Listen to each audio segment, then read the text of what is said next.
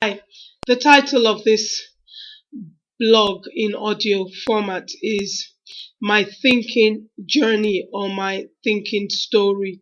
So I'll give it to you very briefly and then I'll tell you about the thoughts that ruled each aspect. I've divided into four parts.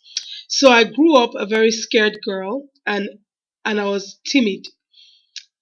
I also grew up quite rebellious as I got older. I did what I wanted to do. And I also grew up a bit confused because even though I did what I wanted to do, we had strict parents. I still was confused because I also wanted to obey them. And many times I did. Then I left home. Part two, I got married. I had two children. And I thought I could change my husband. Then I got divorced.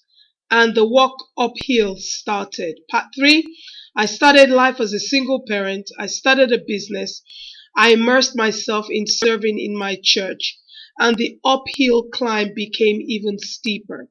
Part 4, I started my business again, and I walked on. Now I am free. My thought journey was just, I realized that being a Christian, I thought with what I'd been taught in church, somehow God would just come from heaven and make me better. All I had to do was pray and really pray and I'll be better. And instead of getting better, I got frustrated. I was fed up of looking at other people who were succeeding in just their lifestyle. I admired people who had their anger in control, who didn't wear their hearts on their sleeves, who could answer with a quiet, gentle voice. I always wondered why I was just um, so animated and so loud, and I just couldn't accept who I was. So when in part one, when I was really young, I wanted to be stronger. I wanted to be more. So I was a huge tomboy. I was a really huge tomboy.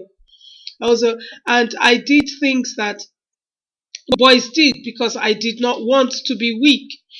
And then when I got married, I expected um my husband to be just like my daddy, gentle, easygoing. Oh, I saw everything, but I thought, oh, being a Christian, he'll just change. Haha. He didn't, I didn't, ended up in divorce. And so I was thinking then really wonky. And then part three, I started life as a single parent, and that's when my mind started to change.